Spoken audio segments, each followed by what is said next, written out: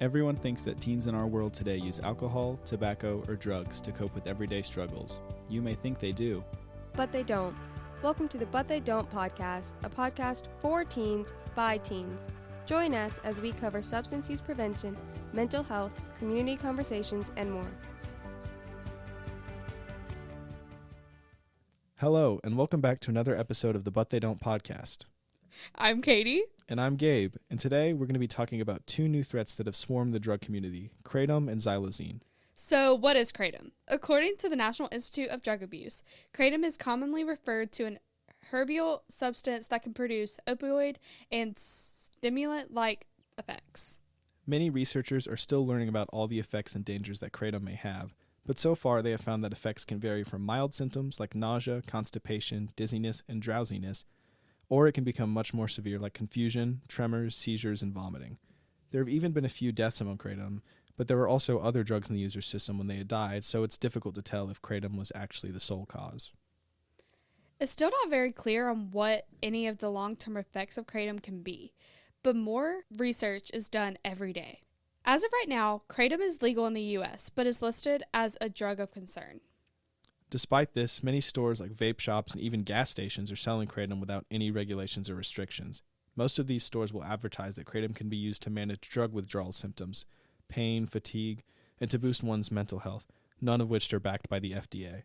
Kratom can be in bags, and you can mix it with tea, or more commonly as a capsule form. While Kratom is still being researched and tested on how dangerous it could become, Xylazine has already proven to be extremely concerning. Xylazine, also known as Tranq, is a non-opioid veterinary tranquilizer not approved for human use. It's also been called the zombie drug because its sedative properties cause users to look and act like zombies. Some have even claimed to have seen the user's skin start to flake and decay from use, which gives the zombie look even more. It's been linked to multiple overdose deaths across the U.S. The reason Xylazine is so dangerous is because it's a nervous system depressant, which means that it can cause most of your core functions like breathing, your heartbeat, and blood pressure to slow down at an alarming rate or even stop completely. Studies show people exposed to Xylazine often use it in combination with other drugs, particularly fentanyl. If you or someone you know is having an overdose that involves Xylazine, the only way to reverse it is by using Xylazine. Xylazine's sole purpose is to reverse the effects of Xylazine. It's very important that you and your loved ones stay aware of drugs like Kratom and Xylazine, but those are not the only drugs to fear. More and more new substances are appearing every day with less and less resistance, so make sure to be careful out there and always be aware of what you're using. Thank you guys so much for listening to our podcast. A shout out to Parker for writing our script.